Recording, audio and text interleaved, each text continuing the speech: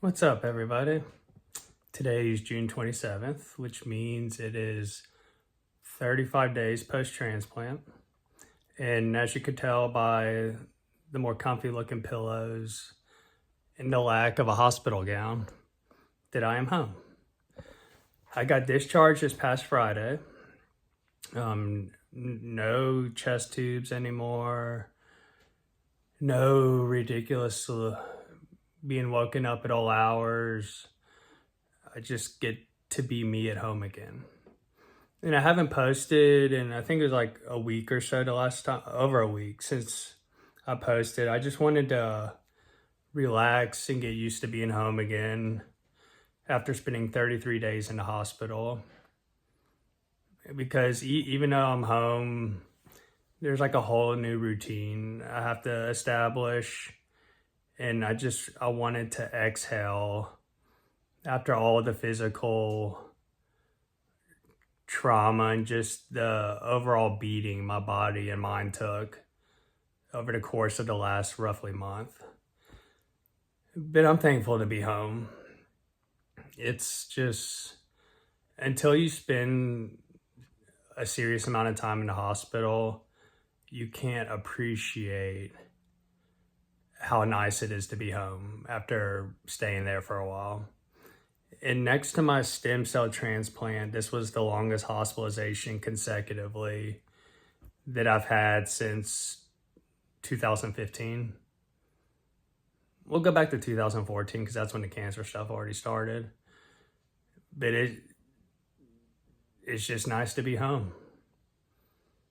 And I still have some IV medicines for that bacterial infection in my lungs, which I have to take every 6 hours. So that's been messing up my sleep some. But once that's gone, like I'll start getting very, very good quality sleep, and that's going to help my recovery as well. And I have to do a special inhaled medicine also because of that infection. And then I have some additional pills I have to take to prevent another infection. So I'm still pretty busy, but in a sense, I get to do it on my own terms. And I was never a huge fan of the pill boxes, the ones that's like Sunday, Monday, Tuesday, etc., and the time of day. But there's just so many pills with this journey that I gave in and decided to use them. For example, in the mornings, I'd take 23 pills, take about 6-ish in the afternoon, and then another 10 to 12 at night. So we're pretty close to 40 pills a day for this condition. And I thought I was taking a lot of pills for stem cell, but this is a lot more. And even for me, where it's like I'm used to it, it's no big deal to take a lot of pills. It's fatiguing with how many pills I have to take. I feel like the first hour and a half of each day is dedicated to starting my IV meds, taking morning pills, doing my inhaled medications, doing my morning vitals, and eating breakfast. So it's almost like a part-time job doing all the maintenance work. And on top of that, I'll have my doctor's appointments and whatnot I still have to keep up with. So I didn't think I was going to go back to work this early anyway, but it proves that you need some time to recover. At least I do. I'm probably going to try to go back to work August, September, but we'll just see how it feels. Like I just wanted to make sure I had time to rest and take it slow, because even if the breathing is not so much a hindrance, like my leg muscles are still, the atrophy is still being worked on. I still call them my Bambi legs, but it just, you need time to get over this. It's a big deal. I didn't think the muscular part, I wouldn't have forecasted that as being a part of it, but yeah, it's been just quite the ride and quite the experience. I'm gonna go over briefly like how I got to this point, because if you don't know me, you can't appreciate how long and how hard the journey has been. So up until 2014, I was just as healthy as anybody could be. Like, I worked out every day, played sports, ran, lifted weights. Essentially, like, there was no physical challenge that I was concerned about doing, whether I was prepared for it or not. I guess that's the almost like when you're young, you feel invincible type mindset. Then in 2014, I guess you could argue it started at the end of 2013. I had a sinus infection at the beginning of the year that just would not go away. It seemed like every other week a new symptom was popping up. Went to multiple doctors, got antibiotics, steroid shots, all that stuff, and it just would not go away. And finally, the symptoms started to get worse. I would have like all around my neck, very visible lymph nodes, looked like little pebbles. And then what finally made me schedule a doctor's appointment with my local doctor, I would get winded just walking up some stairs, which for as much as I was working out and all, that should not be happening. And as with a lot of leukemia people, it's suspected at first that they have mono. And I was like, well, I've never had mono, but sure. But he did blood work and an x-ray. And the x-ray showed I actually had some pneumonia.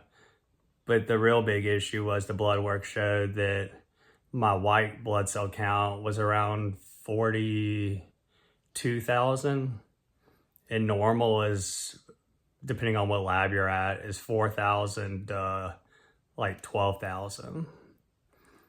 So right off the bat, problem, he's like, I think you may have leukemia. So we did a bone marrow biopsy after they admitted me the next day, and sure enough, I had leukemia, and specifically I had AML, acute myeloid leukemia. There's 4 main types: AML, ALL, CLL, and CML. The C meaning chronic and the A meaning acute. Acute is, I guess, high risk, high reward. That can be severe enough that you have a high probability to die, but also there's a chance the treatments will eradicate it completely. You'll never have to worry about it again. I had a favorable genetic type called inversion 16. And I'm summarizing this because there's a lot of information that we could talk hours about, and I don't want to bore you with that. So we did chemotherapy only for 2014. I was in remission after 1 round and did all the maintenance chemos. And then 10 months later, in August of 2015, I relapsed. And that's when we went on to do a stem cell transplant, which put me in remission right away as well. And we'll never truly know if this was the sole cause, because I've seen people take all their medicines perfectly and still get graft versus host disease. But there was about 2 months time where I stopped taking my medicine. And I did this because on one of my bone marrow tests, some mutations were showing up that weren't there previously. So I panicked, thinking that they were going to cause me to have cancer again, and that I was on immune suppressive medication, so my immune system wasn't going to help me. So therefore, stop the immune medicines, hopefully get rid of the mutations. And the mutations did in fact disappear. But then I got a strong attack of graft versus host disease. It affected my eyes, my mouth, my liver, my lungs, even though I didn't really exactly know or notice the lung part in the beginning. My skin, my joints, like it was pretty much everywhere. So the doctors gave me high dose steroids, which is usually the first way you try to treat it. And all my symptoms essentially cleared up like within a couple months. I was on high dose steroids, so I gained probably 50 pounds over 5 months, just because the hunger was just ridiculous. Like I was hungry all the time. set my alarm for 5 in the morning so that I could go get McDonald's to eat. It was a problem. Like I knew, and I was still not overweight for my size, but I topped out at like 193, which I'll never ever be close to that in my lifetime naturally. I'm usually around anywhere from 155 to 163 is kind of my natural sweet spot. But that lasted through the summer essentially, and then they pulled off the steroids. And we just kind of did monitoring, and my lung tests were starting to slip. But I don't know if it's that the doctor wasn't as familiar with lung GVHD, because about half of stem cell patients will get graft versus host disease, but only 10% of that half will have a lung issue that's caused by that. So most doctors are going to be looking for skin and like skin involvement, liver involvement, stuff that you and GI involvement, like stuff that you can see more readily. But my lung scores kept dropping off a little, and when I would mention it, they didn't seem as concerned. And then eventually the shortness of breath started to show up. And honestly, like, I have to see pulmonology at this point. Like, something's wrong. So they finally referred me to pulmonology. And by then, my lung score, called FEV1, which measures the amount of air you blow out in 1 second. Before transplant, I was at like 102%. By the time I saw this pulmonologist, I was at 51%. So a lot had been lost by that point already before treatment was ever started. And treatment was initialized, and I was able to actually stop and then gain back a little. I think I maxed out at like 56%, which is pretty good because for lung graft versus host disease, it usually shows up as a disease called bronchiolitis obliterans, which is regressive. So at best you can stabilize, but you're not really going to go back up. So even getting that 5%, it was like, oh, that's not bad, I'll take it. But eventually the immunosuppressants to kind of maintain everything opened the door for a lot of these opportunistic infections to start occurring. And up until that point, I didn't really know what that meant, because not having kids, not working, I was basically shielded away from all illnesses at that time. But as I started like getting more integrated back into society and stuff, I was picking up infections that were essentially not only eroding my lung function, but structurally damaging my lungs. And then by doing that, more infections were able to creep in and set up shop and just chronically plague my lungs for years. And the infection started in probably about 2018, and it was basically nonstop up until getting my lungs replaced recently. And I considered it normal for my condition. Like, oh no, another infection, like every 3 or 4 months, something flared up. And not only was it like physically it actually wasn't that bad in hindsight, but mentally it was just destroying me. Like, I thought the only solution would be to kind of lock myself away from everybody to avoid infections, which I did. But yeah, I was still getting sick because the infections that I would catch, they're in water, air, like you can't avoid them. But I was crushing my mental health, desperately trying to avoid illness.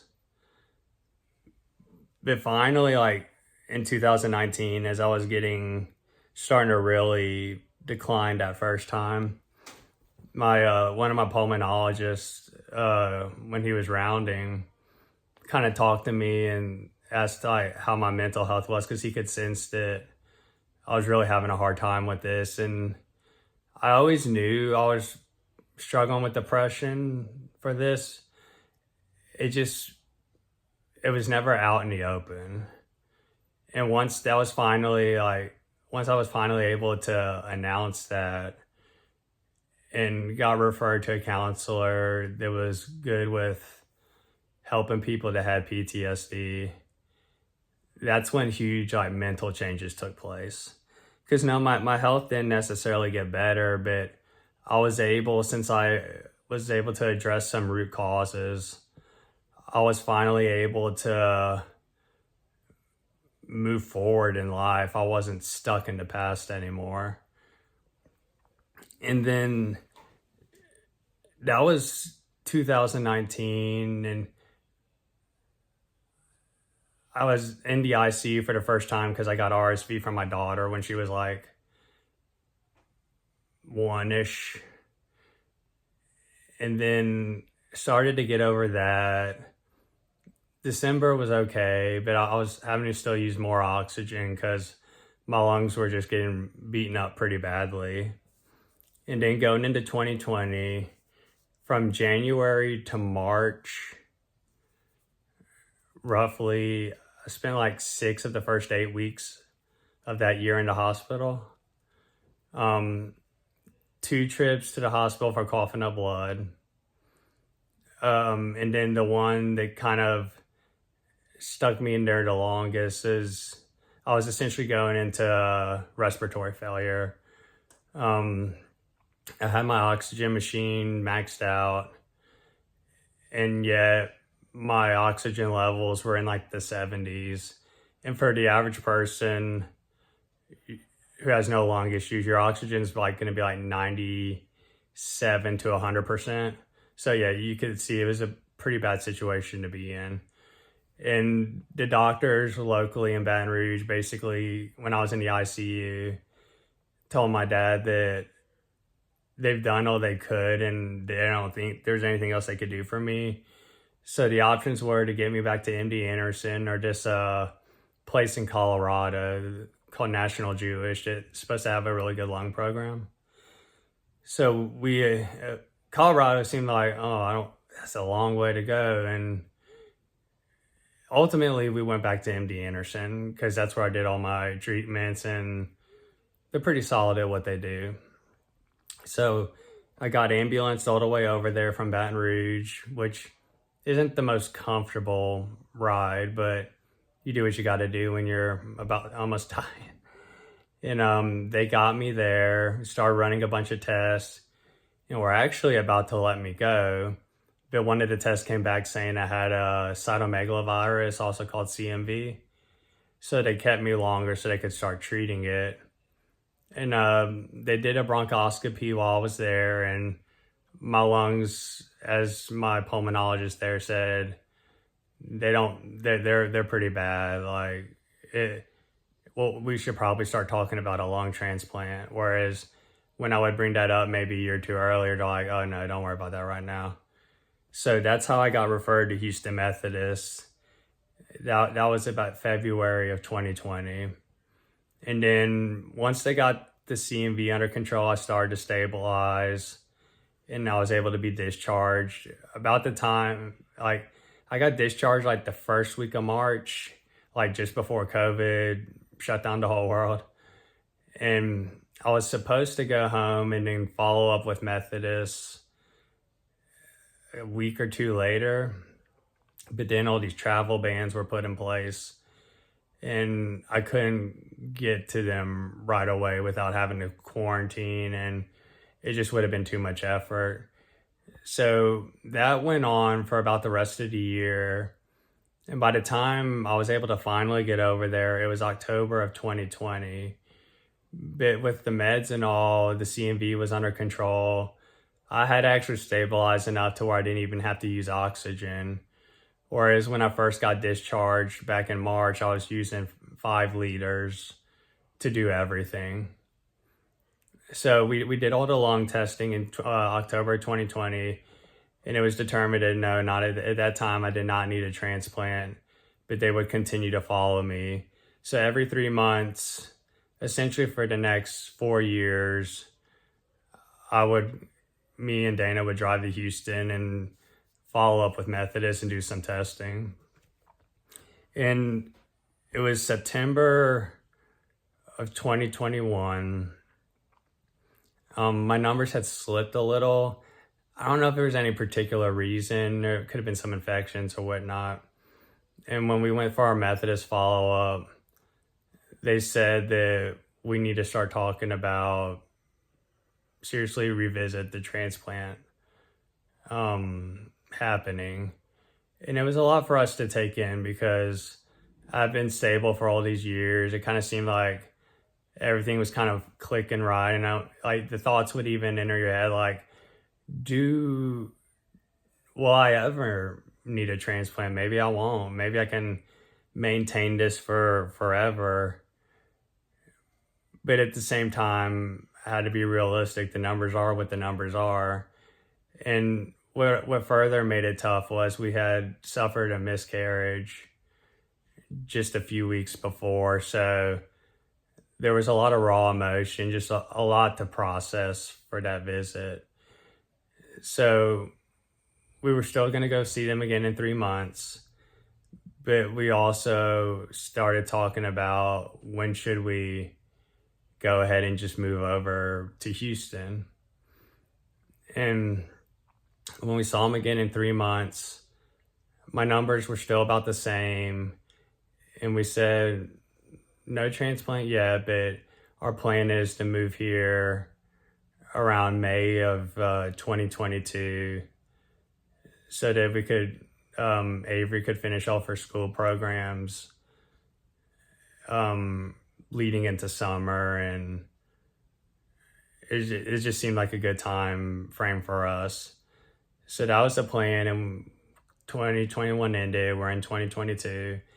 In February of 2022, at the end of the month, I had a pretty massive coughing up blood event because of the fungus ball I had in my lungs. And with that, I let Methodist know, and we basically kind of agreed like we need to move up our moving date to, I can't remember if we decided that before they retested me or after, but we were going to move it up to April essentially. So we did all the testing again. It's a week-long testing. We thankfully it was when the housing market was wild, so we listed our house, had it sold in 2 days, and then me, Avery, and my dad went over to Houston first. We moved into my grandpa's house because he was in assisted living. And then Dana followed last because she had some stuff she had to do before leaving. And we knew that by moving early, perhaps we could just move over in our time and not let the health dictate all of it. In best case scenarios, we move there early and we just have to wait for a while. Which, now that you know the story, that is what happened. But we'd rather that than me being in a very bad situation and then having to worry about still moving over. So thankfully, God allowed all that to fall into place to where we had a place to move. We could move on our time, and everything was stable enough for us to do this. And then I was actively listed once we moved over, and I was actively listed for about 3 months. My numbers weren't terrible, so after 3 months, they said, let's go to inactive and we'll still follow you. And if that changes, we could put you to active. It's no big deal. So I was inactive for about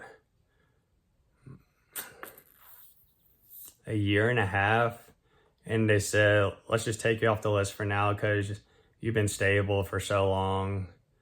There's no sense in leaving you on the list. And I knew in the back of my mind I probably wasn't going to last long. But of course, once they took me off the list, for a whole 6 months. I started to decline again, and that ultimately brought us to April of this year, where I was declining quite a bit, and they said, we need to get you like listed right now.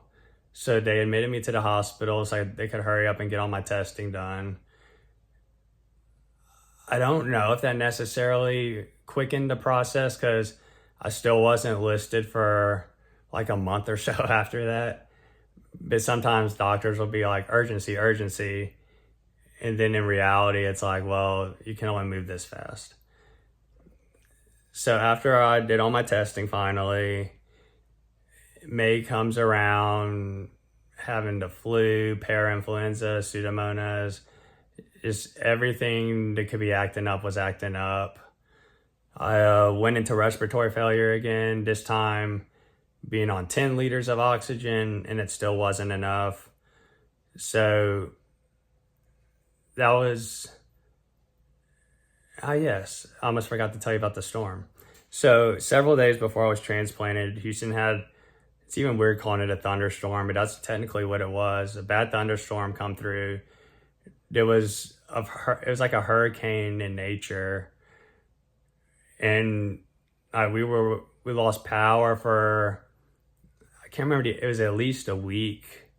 The night of the storm, we had lost power, and I was having to ration oxygen because I only had so many tanks. And I realistically needed a minimum of 6 liters. But because the tanks would only last a couple hours at that flow, I was bumping it down to 2 or 3 to make it through the storm, because calling 911 in a storm like that, no one's coming for you. But surprisingly, that didn't cause me any anxiety. Things are weird sometimes. So eventually the storm cleared. I went to the hospital just because I had basically burned through all my oxygen. I didn't get to go to Methodist because Methodist had a freeze on accepting transfers or new patients because they were overloaded. So I went to a local Memorial Hermann branch, which was not, in hindsight, I would have done it differently, but I just needed somewhere to get oxygen. So I went there. Of course, I'd never been to Memorial Hermann before. They had no idea about my history, my records, any of that. So note to other patients, do your best to stay within your hospital's network.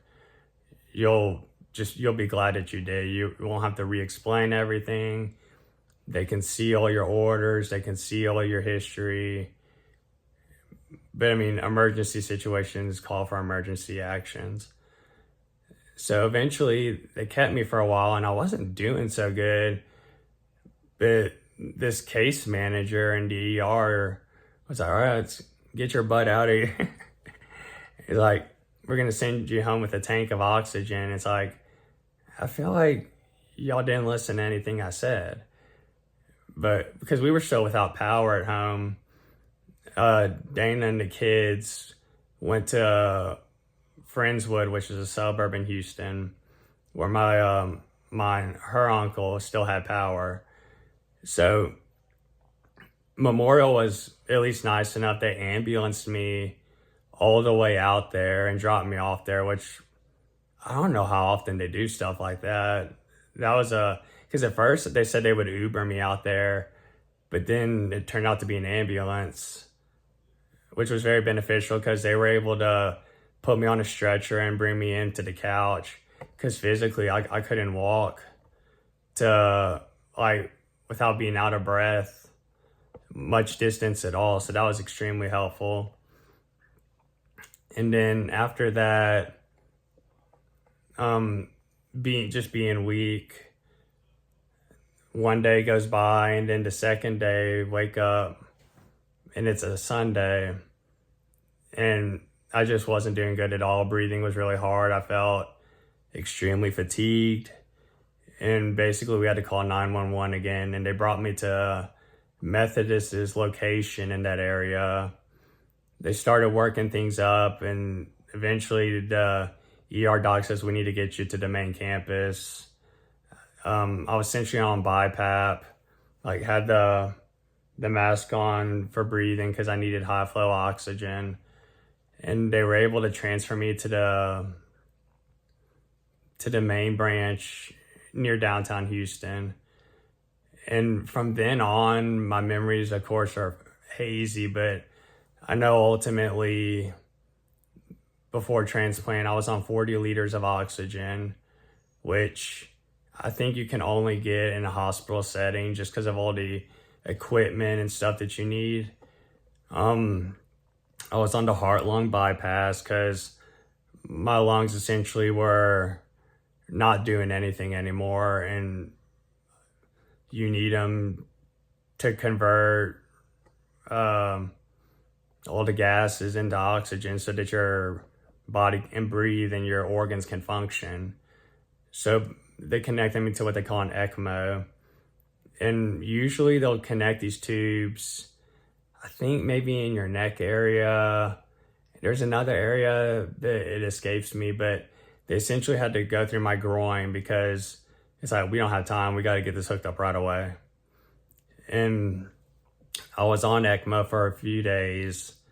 I officially was listed on May 22nd and got a call the same day saying, hey, we got lungs for you.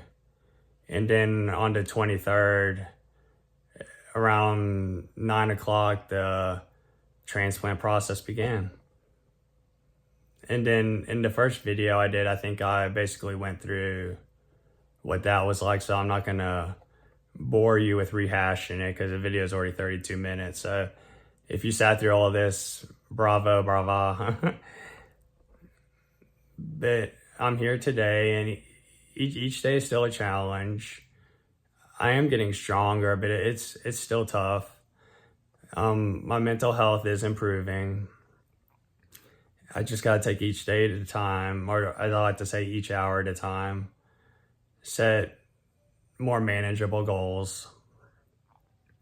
And even when it feels like there's no purpose to suffering, or like, what's the point? You just gotta believe that God still has you here for a reason. And that doesn't just apply to if you're having a health issue. There's many other ways to suffer on this earth.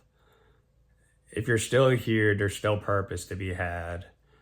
It may not always make sense to you. We may not always know what it is, but we're all on our own journey. And when things get tough, I know personally it's helped me, and he'll listen to anyone that calls out to him, but just talk to God.